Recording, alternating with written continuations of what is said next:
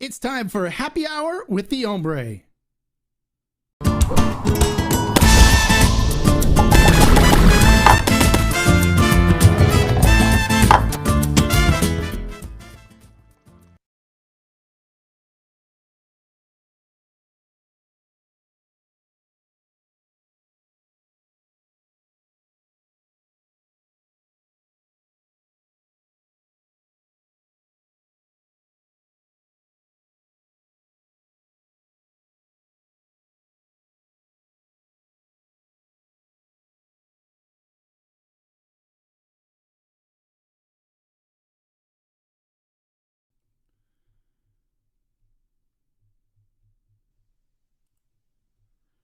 All right.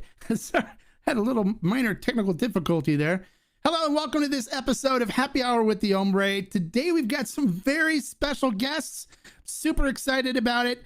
And well, as you know, they are from NOM 1414 Vivanco and Associates. So what special 1414 tequilas are you guys sipping on tonight? I am sipping on the ArteNOM Selection 1414. Very good, very good, very good, Reposado. Very excited. Yeah, that was the happy hour. Exactly, that was the happy hour in slow motion. I don't know what was going on with the video on there. Had a little issue with it. So you guys bring your favorite 1414 tequila with you, hopefully. Now, if you haven't been on one of our live streams before, this is the way it works. I'll talk to them, interview our guests for the first part of the show, and then we'll open it up for questions and answers. So when you guys post your questions, make sure you put a capital Q next to it so I know it's a question and can filter through those. And if you just have something you want to say great about 1414, the NOM 1414, we'd love to put those up too. So you feel free to post those as well. So let's not waste any more time. Let's bring on our guest. First, I'd like to introduce one of the owners of NOM 1414 Vivanco and Associates. It is Cesar Vivanco. Welcome, Cesar. Hi, how are you? And then we also have our master distiller, chief magician, whatever he does there that makes this great tequila. It is a Sergio Cruz. Bienvenidos. Bienvenidos. Thank you so much for both of you taking the time out of your busy schedules to come and talk to us about your amazing distillery and your amazing tequilas. So let's start off the conversation a little bit talking about the beginning of Vivanco and Associates. How did you guys decide you wanted to start the distillery, and how did this distillery come to fruition? Okay, so like for the history of NOM 1414, my grandfather Feliciano Vivanco used to have agaves in the highlands, and he used to sell it to another company. But then there was a point where he decided, well, why not, if I have the agave, why don't I build a distillery so I can make my own tequila, following what I think is quality. So that's where started the part of the family becoming agave tequila producers. Okay, great. And so what was the first brand that you guys produced out of Vivanco and Associates? Actually, the first brand that came from NOM 1414 is Viva Mexico, is the brand of the house. Ah, very good. I actually have done a review on that. We have it on the channel, and I've talked to Sergio. He gave me all the details about it. It's a very good tequila. If you guys haven't tried Viva Mexico, make sure you check it out. It's available in some states. I'm working on getting it into Ferment and Still, my store. So I've been talking to Cesar and to his brother Sergio Vivanco, and we're trying to work it out so we can get it here in California, so I can put it on Ferment and Still for everybody. Okay, so for Sergio, when did you first begin working at Vivanco and Associates, NOM 1414? Wow.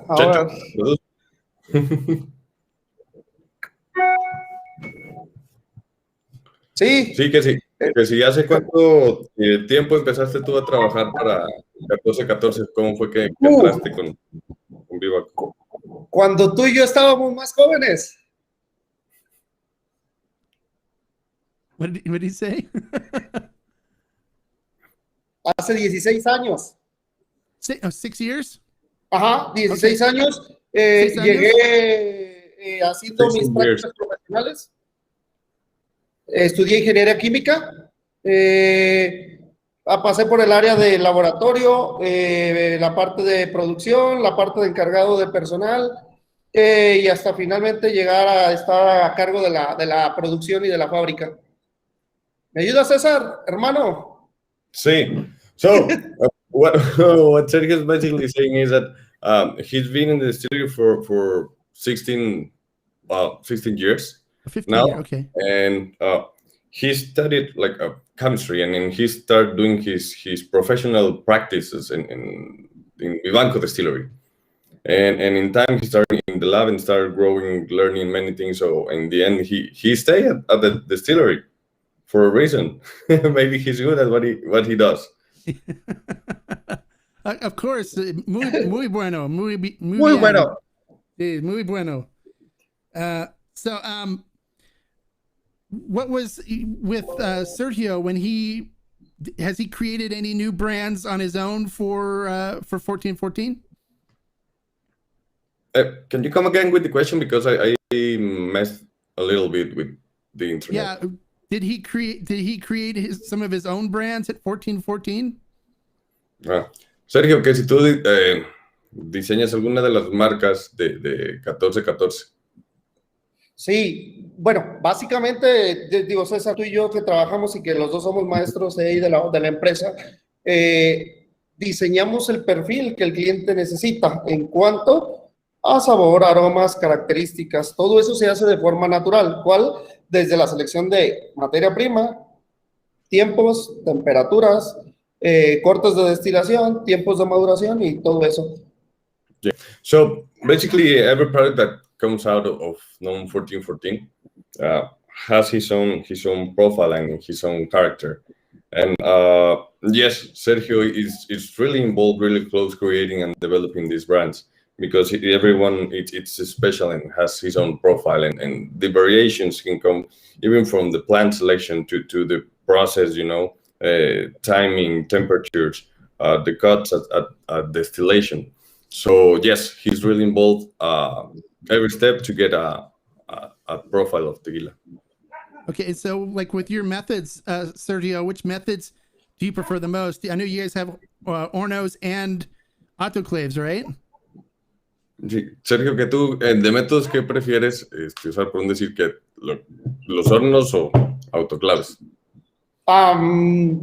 Por la cantidad que puede otorgar la parte de hornos de mampostería y por el tiempo tan lento que son, me gustan más. ¿Por qué? Porque viene de una planta, por ejemplo, nuestra materia prima es una planta muy lenta para crecer, entonces a veces no entiendo el por qué acelerar los procesos. Porque si no me voy a perder. Ok, correcto, va, hermano, tú dime. For the timing that takes doing the cooking, he prefers the brick oven, because for the texture of the agave, it's way better to use this one to let it evolve in a most efficient way to get like different profiles and flavors into the product. ¿Y qué más, Sergio? Y por eso, porque la materia prima es muy tardada, prefiero los procesos que son más lentos. Okay, so the agave takes such a long time to grow up. So he prefers the slow process, or the traditional process in the tequila industry, just to get like the right advantage or the right extraction for the agave that has taken so long to grow up. So what is the typical age of the agave that you guys use for your tequila? The typical age is from 6-7 years, sometimes 5, but the basic is 6 years. Oh, okay. And so por ejemplo, cuando iniciamos, cuando yo llegué hace 16 años, metíamos, nuestros agaves eran de 12 años. When he gets to the distillery, the first agaves were about 12 years old. Yeah. Entonces, el agave su ciclo ha venido acortándose, por eso la parte de ya 6 años o 7 años, ya es muy maduro el agave. Mhm. The life cycle of the agave, has been reducing with time. So what you got previously in 12 years, now you got it in 6 or 7 years. The agave is getting really mature earlier. Yeah. Okay, so when we talk about slow cooking, how long do you typically cook the agave when you use the Orno or when you use the autoclave? Okay, for us that we only have the Orno, it takes 24 hours of straight steam to it, and then 24 hours resting. Oh, okay. So I thought you guys had an autoclave too. My mistake. Don't worry. All right, so it's 24 hours, and then you let it rest for 24 to Yes. let them cool down? Exactly. Okay. And then you guys have a roller mill, right, that you use for your extraction? Yes, exactly. We have a roller mill. Okay. Now explain to me the fermentation method you guys use. I know you played classical music to your fermentation. So how did that come about, and what is the reasoning behind the classical music?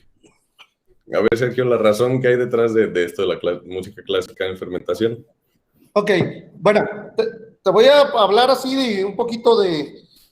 Cuando yo inicié aquí, tuve maestros, bueno, 4 con tu papá. ¿Quieres que hable un poquito más y ya tú me pausas, no? O tú me dices que pare y ya sigo. Sí, déjame voy. So when he got to the distillery, like he has like 4 teachers. One of them is my dad, including my dad.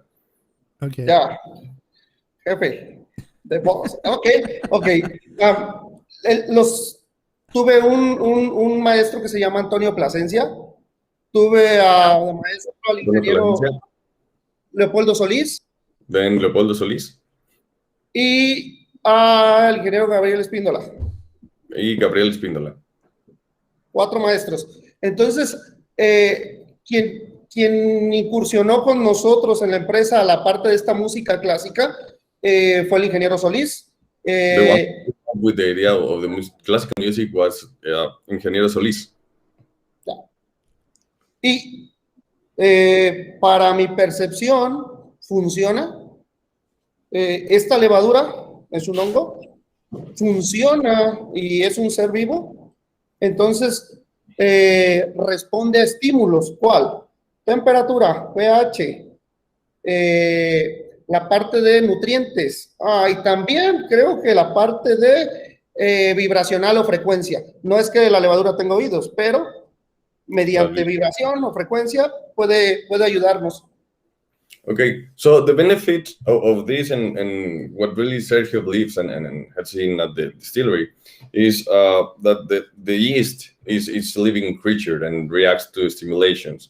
For example, pH, temperature, or many other things, including like they don't have ears to respond to the music like it is. They respond to the vibration created, and you can look at the product when it's fermentating. It moves different on top when you play the music and when there's no music. So it's like an extra stimulation for the yeast to do a better job. Lo que tratamos de representar con esto de 14-14 es que cuando alguien como nosotros tenemos mucho estrés, trabajo, ¿qué hacemos? Poner una música un poco agradable para nosotros, ¿para qué? Para trabajar de mejor manera. Es lo que nos ayuda a bajar un poco el estrés de la levadura. Y sí, aparte funciona porque nos ha dado buenos aromas. So basically, it works because it's an stimulation, like us. When you're frustrated or something, you play your favorite music that just to relax or stimulate your body. It's the same with the yeast. And also, one of the things about this is it helps to, in our case, has helped to develop these kind of profiles and are characteristics from NOM 1414. Very good. So when you said you can notice a difference in the way that they're working, what do you notice differently when you're looking at the fermentation? Like how many bubbles are coming up, or what's the difference? Yes, exactly. Actually, the main difference when you look at it is when you play the music, the bubbles are even in the whole tank. And when you stop the music, they move randomly, so you can see that, and it's quite an interesting thing to see. I'd love to come see that sometime. I think that would be interesting. For sure. So, just as kind of a thing for each of you, which one of your babies is your favorite? Which one of your brands that comes out of 1414 is your favorite? Sergio. Oh, pregunta muy difícil. De los que produces? Es como cuando te preguntan ¿a qué hijo quieres más? It's like when they ask you which of your kids you like the most. Yeah. Okay. Todos, ya, ahorita viendo una pregunta ahí, cada marca es especial porque el cliente, que en este caso los dueños de marca que buscan la parte de un perfil, trabajamos desde 3 meses hasta 2 años o 3 años para encontrar el perfil que ellos buscan. Entonces, hay unos que son más difíciles de trabajar y hay otros que son mucho más rápidos. Pero aquí, para mis favoritos, pues bueno, cualquiera que salga de la ArteNOM 1414. So, basically, each profile is different and is then this unique that you cannot compare one to another, but basically any product that comes out of 1414 he's proud of. Great. Well, what about yourself, Cesar? Which one of yours tequilas is your favorite? Viva Mexico, of course. Dile que para mí eso. Dile que para mí Viva México es el mejor porque si no mañana no tengo trabajo. He says that Viva Mexico is also his favorite. He won't have work tomorrow if he doesn't say so. Well, yo tengo un año o un viejo y repasado. Okay. Bueno, that's a little bit of my Spanish right there. That's all right. So, are there any new and interesting things coming out of 1414 that you can tell us about? Y si hay algo nuevo interesante que estemos sacando en NOM 1414 que podamos compartir. Sí, pues bueno, ahí en la parte de nuevas marcas o nuevos trabajos, creo que está ahí Tequila de Nada. Okay, so or new projects that have come out from NOM 1414 is, for example, the brand, it's De Nada. And there's Los Dos. Los Dos is another one, new project. And there are many things sometimes going on in the lab trying to do something different or create new things. And sometimes some of them just get into the shelf and they don't come out to the public. But some of them we are trying to, but ArteNOM con una variante de alto grado, o sea, 41.2. For example, in brands, there's ArteNOM. That ArteNOM, just change from, I think, 40 for 41.2. ¿De cuánto subió ArteNOM?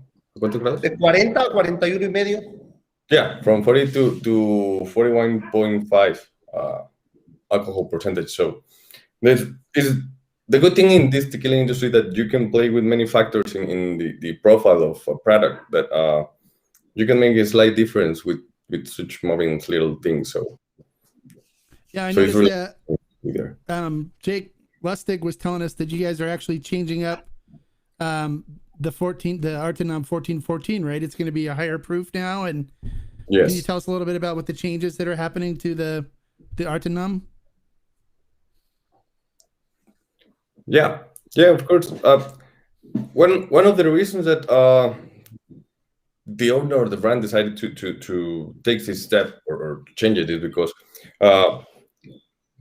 tequila isn't the same all the time. The barrels get some use, the agave grows in different situations. So he wanted to make a change, just to notice that even if you have these changes, you still have a great quality product in it.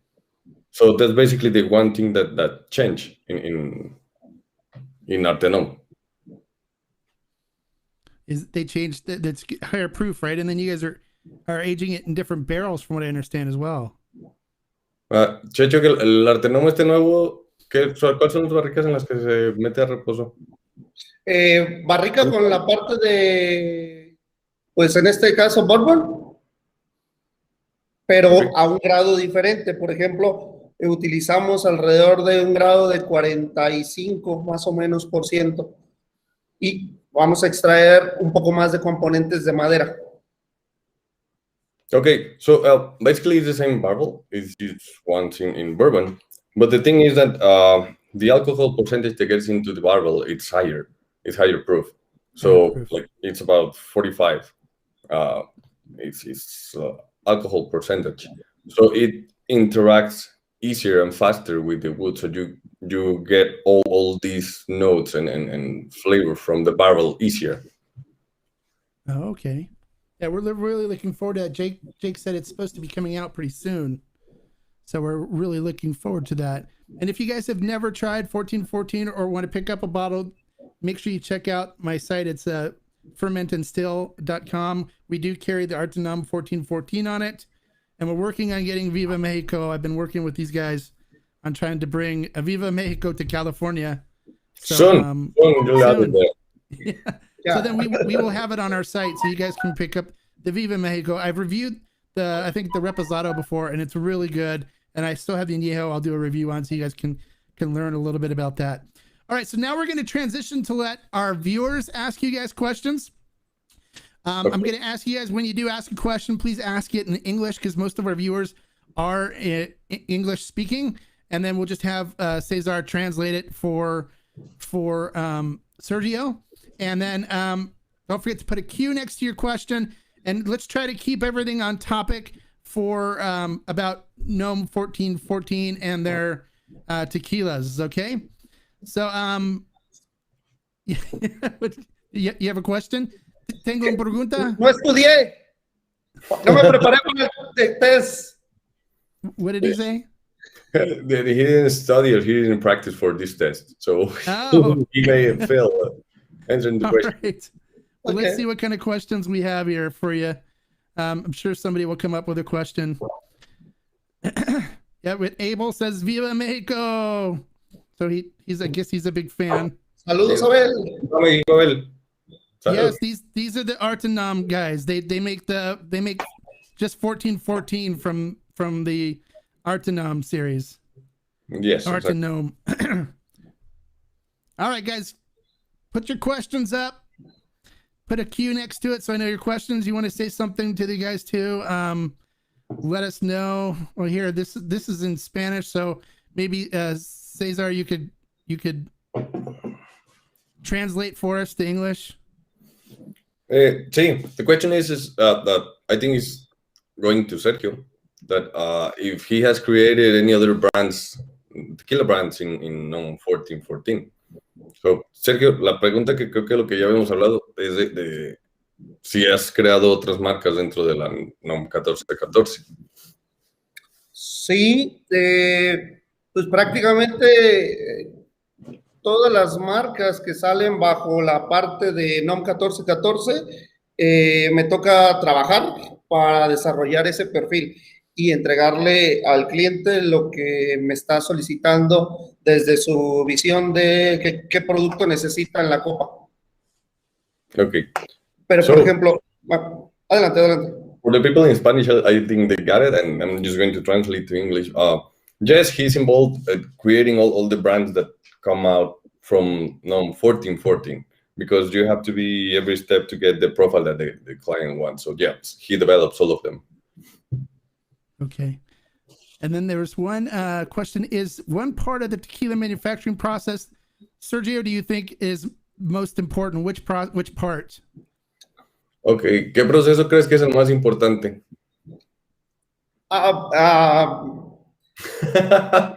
Por ejemplo, es que es una pregunta muy complicada, pero buena, muy buena. ¿Sí quieres traducir eso? Yes. It's a really good question. Actually, it's a good one. Ok. Pero, para que, por ejemplo, para la parte de aromas y sabores que me puede dar, la parte de fermentación.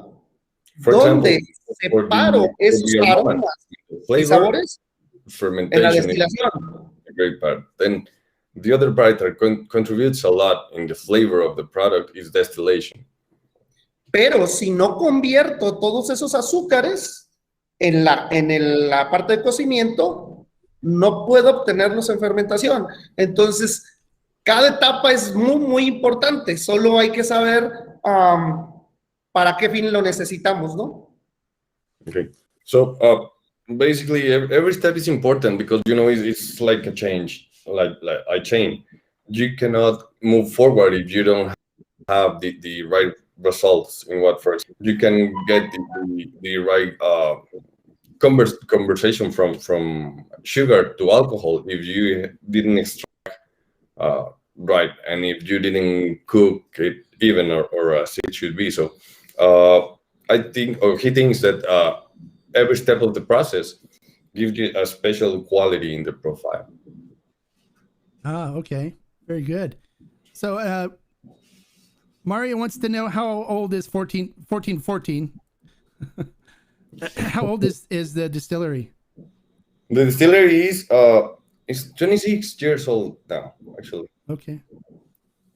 And it was started by your father?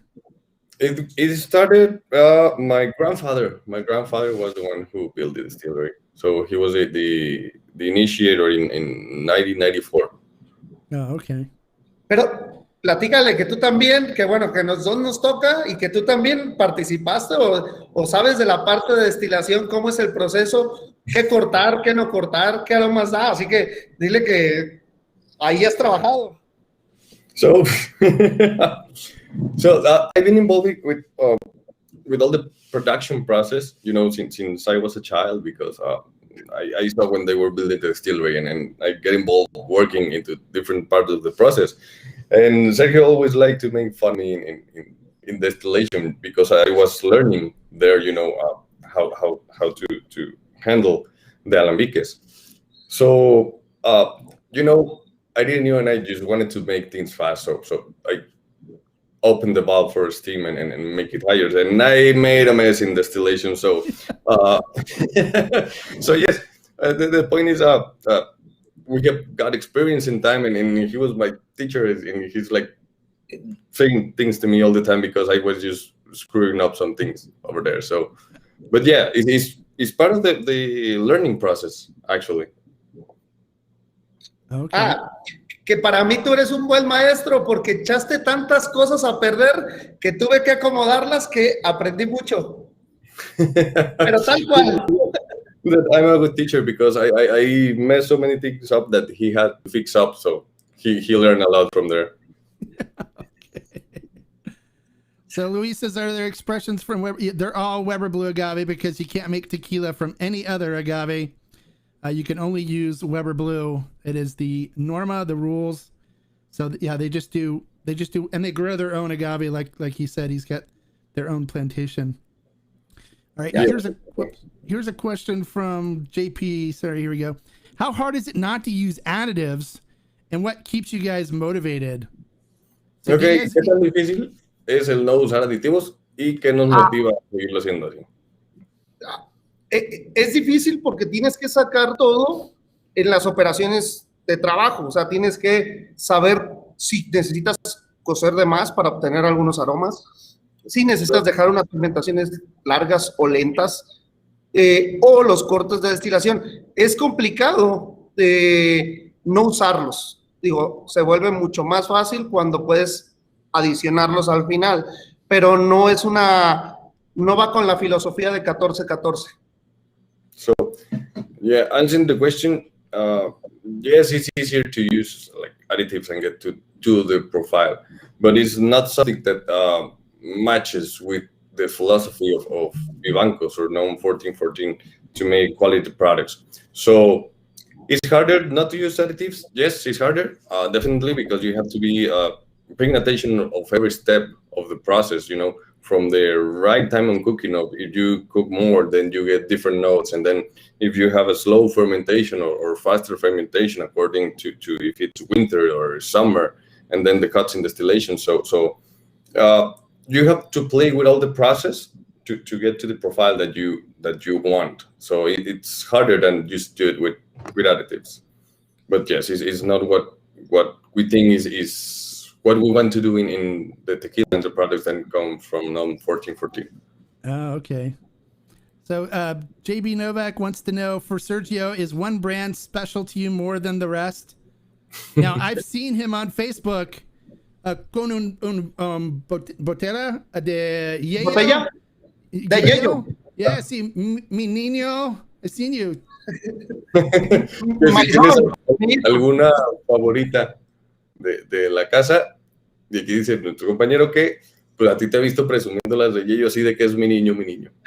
Ok, es que cada marca que sale le pones tanto cariño, tanta pasión que se convierte en un hijo, y eso es lo que yo hablo con los dueños, ¿no?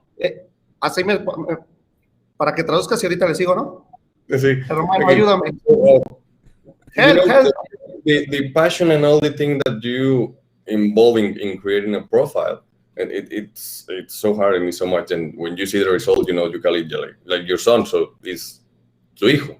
So every brand that comes and he says that to the client, it's your son, it's your first child. So here you go with your new project, So that's the meaning of calling sons. All of the brands are sons. Well, did he create Yayo himself? Was that when he thought of the whole process and everything? It wasn't previously done? Que sí, en el proceso de Yayo, que si para el desarrollo estabas involucrado muy al pendiente, o si ya tenía un desarrollo previo la marca. No, la iniciamos pues en el 2009, Yayo. Entonces hicimos su primer lote, se vendió, y luego llegó hace 2 años y medio otra vez a trabajar con nosotros, John Bollinger, ahí saludos, y no, siempre trabajamos desde cero, todas las marcas iniciamos desde cero, siempre. Pero de mis favoritos, Yayo. Yayo is one of his favorites, and he's involved in the process from the beginning to creating, for example, these brands of all the brands. They first get to us in about 2009, and then it was the first batch, and then they come back like 2 years ago with our friend John. Then he's running Yayo, and we're excited to keep building and moving forward with our clients. Otra marca que me gusta mucho y que le pones Gran Dovejo. Another brand that he likes a lot is Gran Dovejo. High Proof. Tequila Los Dos. The new brand. That is this new product. De Nada. Tequila de Nada. So all of them. Siembra Azul. Siembra Azul. Juan Lobo. Honor del Castillo, Don Weber, Viva México, Buscadores, Plantador, y puedo seguir. Yeah, the owner of De Nada reached out to me. He's going to be sending me some samples so I can do a review for him. So we're looking forward to that one, getting your... That's great. You're going to love it. I like it a lot. What's that? But you're going to love De Nada. It's such a good profile. Oh, good. I can't every wait to try profile it. is different, but all of them are good. And so I everything that comes out of 1440, everyth's been great out of 14. I reviewed Yayo, and Yayo, I gave it a great review. Viva Mexico, I reviewed the ArteNOM 1414. I reviewed a bunch of the stuff out of 14, and so far everything has just been fantastic. So Sergio, muy bien. Gracias. Que ha salido fantástico, entonces Sergio, felicidades. All right, Sergio, Gracias. A little time for you to do a little more kissing up to your bosses here. So he wants to know, what is the main difference? Oh, I'm sorry. This is the one we were looking at. What tequila maker do you look up to, and what is your favorite go-to bottle for both of you? I think we already discussed the go-to bottles. You guys can't select between your babies. But what tequila maker do you guys look up to? Who is like your mentor? ¿Algún productor de tequila que digas que es como tu mentor, o alguien que veas como ejemplo? Para de las marcas. procesos que me llevan. Que tú digas así de, es un tequilero que respeto, le tengo aprecio, lo veo como alguien que tiene sabiduría. David Suro. Ok, David Suro is one of them. Salvador Chávez. Benjamin. Y John Bollinger. Y John Bollinger. So, the owner of Yayo. Que hemos entendido más o menos qué es lo que queremos en el líquido en su botella. The other ones that has done a good match trying to figure out what they want in the bottle and make it happen and be there. That's where Sergio plays his magic. Y de otras casas te puedo decir, por ejemplo, Salvador Rosales, Cascahuín, Distilleries. Camarena, Salvador from aparte de Camarenas, Camarena, que hacen, entonces, te estás fijando normalmente en sus marcas porque son muy bien apreciadas. And entonces, you look at their brands because they are like well valued according to the profile and what people think about them. Siempre hay que aprender de los mejores. We always have to learn from the best. And for me in this question, like growing up in Arandas and you grow up knowing many tequileros and people in the industry, but which I respect, like many of them, but the ones that I have the most communication it's for La Alteña, because Carlos, Jennifer Camarena, and I studied like the tequila master at the same time, so there's good communication and you share information that can help both ways and they have this idea of thinking and creating new things, but do it at their own style, which I respect a lot. Yeah, Carlos is great. I mean, he was on our happy hour as well, and he's fantastic. Que entre nosotros los tequileros debemos de apreciar mucho nuestro trabajo. Que tenemos que salir a conquistar otro mercado, un brandy, un ron, una vodka. A eso son los que debemos de ir al mercado, ¿no? Sí, and what he says that many tequileros, got the conscience that it's not necessarily a fight between tequileros, it's going up against other like spirits. You go against the earning market to vodka, to whiskey, to other things. But between tequileros, there's been a mind changing to go together as a team and go further with tequila. Oh, great! Yeah, I love it when everybody works together and it's not fighting or enemies. You guys work together to better tequila as a whole, as a trade. All right, so we have another question is, what is the main difference of Tao tequila from the other 1414 brands? So what did you guys do differently? Now, Tao hasn't made it here to the U.S. yet. It's still in Mexico. We're waiting for it to get here. But what did you do with Tao that was different than all the other tequilas? Diferencia de Tao con las otras de la NOM 1414. Diferencias. Those are the secrets. Si no, Martín me va a regañar. Martín, el dueño de la marca, me va a regañar. Pero la parte de diferencias, por ejemplo, la parte de sus cortes de destilación. Okay, so the cuts and distillations, they're very specific for Tao in this case. Y el tipo de barricas, porque él selecciona qué barricas son las que va a usar. And the barrel selection, because in this case, like Martin, the owner of Tao, he chooses and selects the barrels that are going to be used in his product. So basically, it's his job to make it different. So from the cuts to the barrels they use, but he's in every step of the process making sure that we get to the profile that he wants.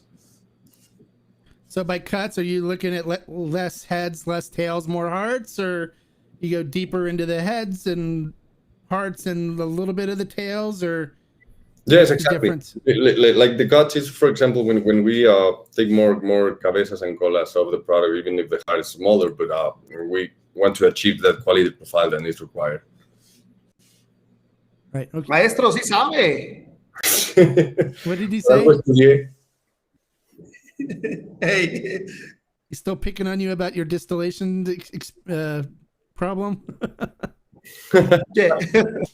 No, he's saying that I'll learn from something in the process. All right, Cesar, thank you so much for the super chat, for the 50 pesos. I appreciate that. Thank you so much for supporting the channel.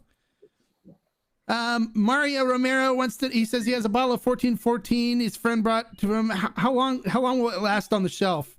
If it's not open versus when it's open, how long will your tequila normally last on the shelf? Well, actually, like to keep the tequila quality, it's up to, like, for example, when it's closed, it will last a really long time unless you have it exposure to the sun, all the time. So it evaporates the alcohol. And for example, when it's open and it's almost full, there's not much problem. But it's almost empty, there's more like an air chamber in the bottle. So even the heat on the hole can affect the liquid. So we'll modify the profile within the liquid. So if it's open and you let time happen, what's going to happen right there, you start losing the alcohol content in the product. Okay. Yeah, and if you want to preserve it, you can actually use argon gas, which they use in wine bottles. You can buy wine gas and just spray it in there. It's heavier than air, so it'll fill up the bottle and push the air out, and then you can seal it and put some paraffin wax around the bottle, and it'll protect it from getting too overexposed to oxygen and air. Yes. All right, is 14? Yes, it is available in Florida. You can actually buy it too online at Ferment and Still. We have it, so that's not a problem. Question solved. Yes, I answered that one for you. All right, whose idea was it to play classical music during the fermentation, and how long has this been done? So was it? So the classical music in fermentation was idea from one of the teachers that Sergio Cruz mentioned is El Ingeniero Solis.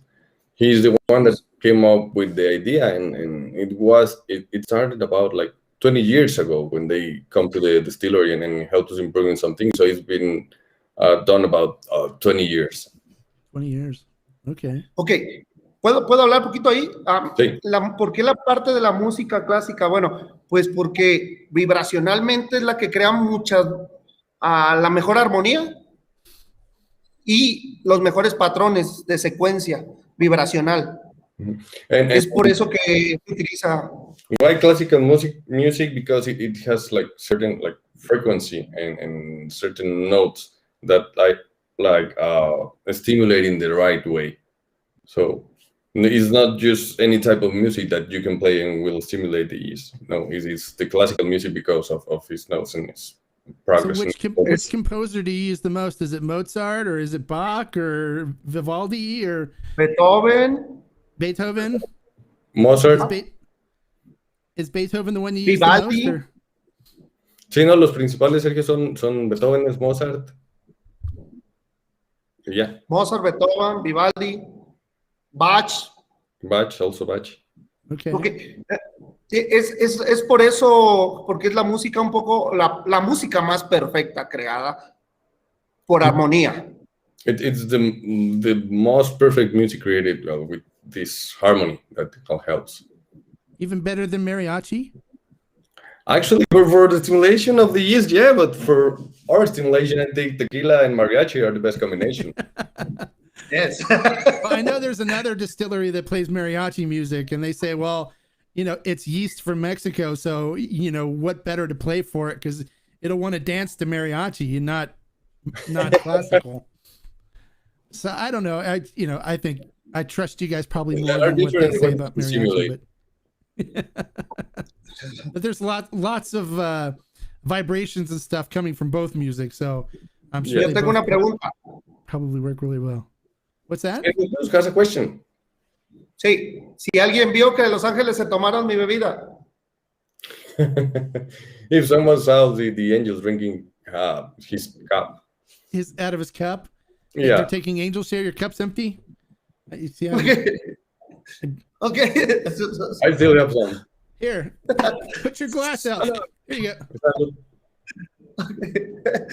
Gracias. Yeah, de nada. Nada. Okay. All right.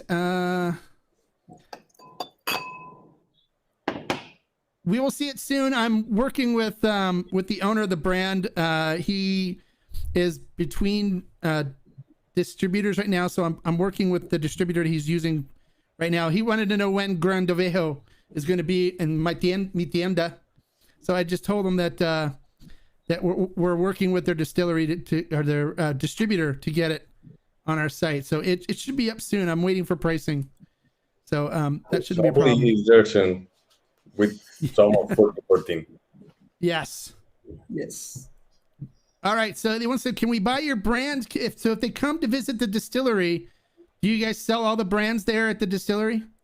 No. Actually, we are just allowed to sell the brands that belong to the family. You know, that like it's Vivanco, Buscadores, Plantador.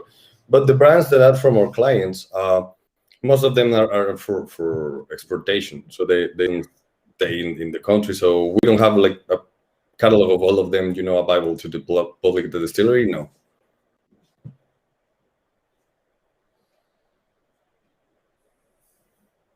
Okay. So the next question, he did it in Spanish. So Sergio y Cesar, denme una lista must have para colección, por favor. So I'm guessing what is ones do you consider your must-haves from your collection? De la casa que consideres que son así como perlas que deberías de tener. O sea, para alguien que quiere comprar productos 14. Viva México, 14 años. So there's 12 años, la 12 años, la presentación Viva muy bonita. That is a shorter bottle, and then we take a special 25th anniversary edition. So that's a really our jewel crown, because it's a product that has been there for such a long time and really well take care, and it's high proof, so it's really good. Then another one is Buscadores. Añejo. Are they in the Estados Unidos? Come again? Are they in the United States? Can we get them here? ¿Buscadores? Sí, pero estaba en Texas, en algunos locales, así que por eso es una de colección. Si está, cómprala, porque ya no hay. So yeah, we sent Buscadores long time ago to the States, but Buscadores is just like special editions, or where just the barrels are in the correct, profile. Then we come out with Buscadores, so it's not a product that is available all the time. Right now, you can find, like, for example, more at the distillery or in the Highlands, and we're not exporting that much to the States, but we will love to once you have just like we can send it to you too. Great. Well, when I come to visit, I'll be expecting to grab some from you guys. For sure. Because I want to hang out with Sergio. We're gonna get loco, okay? No, muy crazy. Yeah. We're gonna you or yo y tú, we'll get loco together. Mucho cerveza y mucho tequila. Borracho loco, okay? Mucho tequila, muchas barras. Sí. All right. So Eric wants to know what's the main difference between Confianza compared to other NOM 1414 brands. So what's the difference? What did you guys do with that was different? Sergio, ¿cuál es la diferencia con Confianza? Okay. La diferencia, bueno, prácticamente el perfil de Confianza es mucho la base de Viva México. Cambiamos ahí el tono de intensidad de quemado de las barricas para dar la parte de ese perfil un poco más cholatoso. Okay, so basically it's like it's made on a base of Viva Mexico product, but then the time in the barrels, like it's a little bit different by their selection. So even if it's like the same base of Viva Mexico, it is different because it has a different timing in the barrels. Oh, okay. Which and we go back to the same point, and all the brands that come out from 1414, they cannot be exactly the same. We respect different profiles for each client. So yes, each and every one of them it's different from the rest from 1414 because they also involve, like the soul and the character and the passion of the owner, because all of them want different profiles. So you try to adjust as much as possible. So every one of them it's different, even because they made in the same distillery. But the idea or the concept that the owner of the brand has is different. So you get many products from one thing. So every one of them it's unique. Oh, okay. Well, it seems that our viewers want to make suggestions on some things for you guys to try.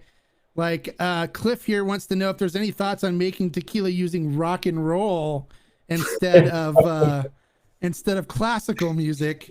He's always my creative question guy. I can always count on him for stuff like this. So like some Rolling Stones or some Beatles or something. Para fermentación, que si quieres poner música de rock and roll. Lo voy a intentar. Lo voy a intentar rock and roll, nomás dile que ahorita la materia prima es muy cara, pero voy a hacer lotes muy pequeños para ver la parte de la influencia de música. Yes, he's gonna make a try. He's gonna make a try using rock and roll in a real small batch to see how it goes. Well, send me a bottle so I can try it and compare it, okay? Yeah, for sure. Up out of me, okay? Yes. And Jose says that mariachi music is for when you're drinking the finished product. It's not when you're fermenting. So there you go. All right, you guys. Es el mejor final que puede tener el mariachi. El mariachi, sí. Yes. Send to finish a tequila. Yes. When you con su bebida, right? Yes. Con su bebida. Con su bebida. All right, you guys. Thank you so much for taking your time out and talking with us today and sharing your distillery and your tequila. We really appreciate that. Excuse me. And you guys, thank you for all the great questions, all the viewers. If you guys want to pick up the 1414 ArteNOM, check out fermentandstill.com. We've got it on there in stock, and we're more than happy to get it out to you. And until next time, like I always say, and I know Sergio knows this, life is too short to drink bad tequila. Salud. Yeah. Bye. Salud. El tequila es vida. Hermano. Viva México. Viva México. Viva México.